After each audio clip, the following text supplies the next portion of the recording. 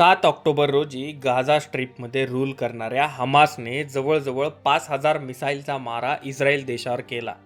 इस्रायलच्या आयर्न डोमने यातील बऱ्यापैकी मिसाईल्सला निकामी केलं, परंतु काही मिसाईल्सने जीवित व वित्तहानी घडवून आणली. याला रिटॅलिएशन म्हणून इस्रायलचे प्राईम मिनिस्टर बेंजामिन नेतन्याहू यांनी स्टेट ऑफ वॉर डिक्लेअर केलं.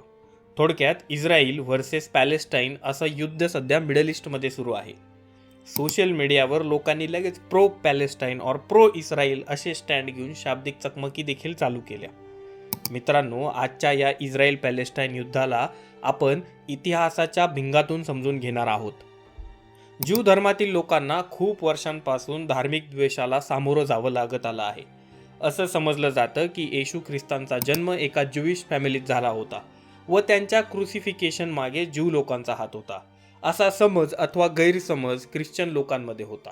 त्यामुळं मेडिएवल काळामध्ये जे ख्रिश्चन क्रुसेड झाले त्यात बऱ्याच ज्यू लोकांचा बळी गेला. सन 1800च्या आसपास ज्यू लोकांमध्ये नॅशनलिस्ट सेंटिमेंट जाग्या व्हायला चालू झालं होतं. मिडल ईस्टमध्ये असणाऱ्या जेरुसलेम या लोकेशनला ज्यूजच्या नजरेमध्ये एक होली लोकेशन समजलं जातं.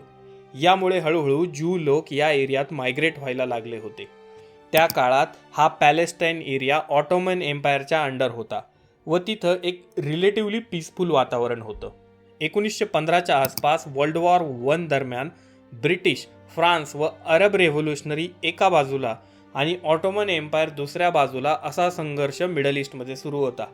तेव्हा ब्रिटिशांनी अमेरिकेतील ज्यूजला अपीज करण्यासाठी वॉर संपल्यानंतर ज्यू लोकांसाठी एक सेपरेट लँड या एरियात प्रॉमिस केलं. ऑन द अदर हँड ब्रिटिशांनी अरब रेव्होल्युशनरीजला एक युनिफाईड अरब लँडचं प्रॉमिस केलं. हे वरचे 2 प्रॉमिस तर सोडा, रियालिटीमध्ये झालं तिसरंच.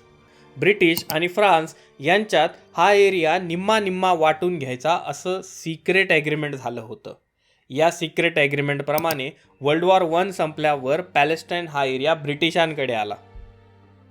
दरम्यान या युरोपियन स्टेजवर हिटलर व त्याचा नाझीवाद आला होता.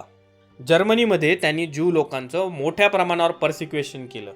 तिथं असणाऱ्या कॉन्सन्ट्रेशन कॅम्प्सबद्दल आपण सर्वांनी ऐकलं असेलच. या प्रकरणामुळे युरोपमधील बरेच ज्यूज स्थलांतरित झाले. काही पॅलेस्टाईनकडे आले तर काही अमेरिकेत गेले. यामुळे पॅलेस्टाईन एरियाच्या डेमोग्राफीवर मोठ्या प्रमाणावर बदल झाला. वाढत्या ज्यूइश पॉप्युलेशनमुळे लोकल पॅलेस्टाईन लोकांमध्ये एक फिलिंग ऑफ इनसिक्युरिटी क्रिएट झाली. हा एरिया त्यावेळेस ब्रिटिशांच्या अंडर होता. यावर तोडगा काढण्याऐवजी ब्रिटिशांनी त्यावेळी पळवाट शोधून हे प्रकरण युनायटेड नेशन्सच्या हाती सोपवलं. 1947मध्ये UN-ने एक 2 स्टेट सोल्युशन सुचवलं. यानुसार इस्रायलला जवळजवळ 50% एरिया मिळणार होता. तेव्हा ज्यू लोकांनी हे 2 स्टेट सोल्युशन ॲक्सेप्ट केलं व अशा प्रकारे 1948मध्ये इस्रायल देशाची स्थापना झाली. मात्र पॅलेस्टिनियन लोकांना हे 2 स्टेट सोल्युशन ॲक्सेप्ट नव्हतं. हे 2 स्टेट सोल्युशन म्हणजे वेस्टर्न देशांनी केलेला एक प्रकारचा कॉलोनायझेशनचा प्रयत्न आहे अशी फिलिंग अरेबियन देशांमध्ये होती. त्यामुळे या अरेबियन देशांनी 1948मध्ये इस्रायल विरुद्ध युद्ध पुकारलं. याला फर्स्ट अरब इस्रायली वॉर असं म्हटलं जातं. यात सरप्राइझिंगली इस्रायलने या अरब देशांचा पराभव केला. यावेळेस गाझा हा पार्ट इजिप्तकडे गेला व वेस्ट बँक हा पार्ट जॉर्डनकडे गेला. यात मोठ्या प्रमाणावर पॅलेस्टिनियन लोकांना बेघर व्हावं लागलं. यालाच पॅलेस्टिनियन एक्सोडस असं म्हटलं जातं. 1967मध्ये सेकंड अरब इस्रायली वॉर झालं. हे 6 दिवस चाललं. यात इस्रायलचा विजय झाला. तेव्हा इस्रायलने वेस्ट बँक, गाझा आणि इजिप्तचा सिनाई हा रिजन कॅप्चर केला. 1964मध्ये पॅलेस्टिनियन लिबरेशन ऑर्गनायझेशन PLOची स्थापना करण्यात आली.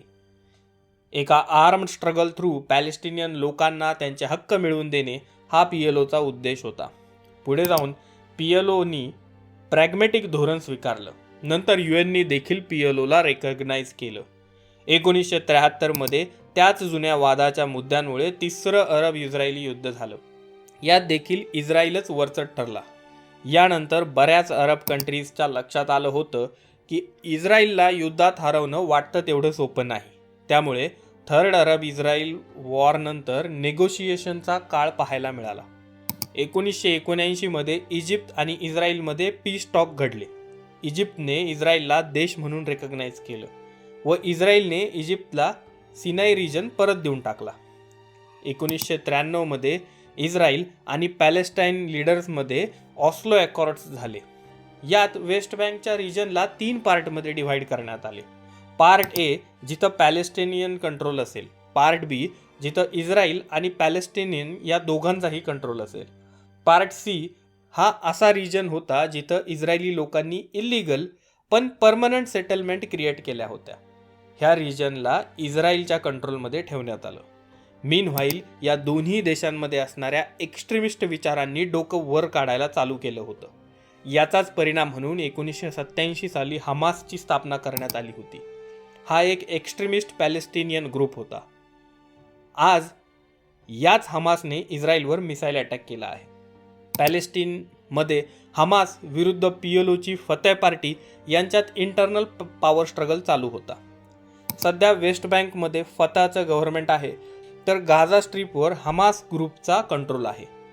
आज जे इस्रायल विरुद्ध पॅलेस्टाईन युद्ध पेटलं आहे त्याला या आत्ता डिस्कस केलेल्या ऐतिहासिक घटना देखील जबाबदार आहेत. हमासला काही देशांनी टेररिस्ट आउटफिट म्हणून डिक्लेअर केलं आहे, तर काही पॅलेस्टिनियनच्या नजरेत ते एक रिव्होल्युशनरी आहे जे त्यांच्या हक्कासाठी भांडत आहेत. परंतु हमासने स्वीकारलेला व्हायलन्सचा मार्ग याला काहीच जस्टिफिकेशन नाही.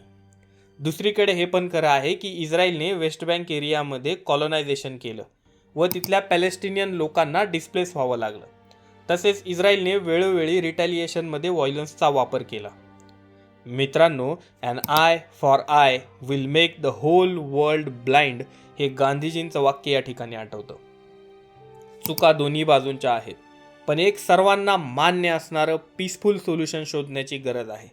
कारण या सर्वांचा त्रास इस्रायल आणि पॅलेस्टाईनमध्ये राहणाऱ्या सामान्य माणसाला होत आहे. मित्रांनो, व्हिडिओ इन्फॉर्मेटिव्ह वाटला असेल तर लाईक आणि सबस्क्राईब करायला विसरू नका. Because it's simple together. धन्यवाद.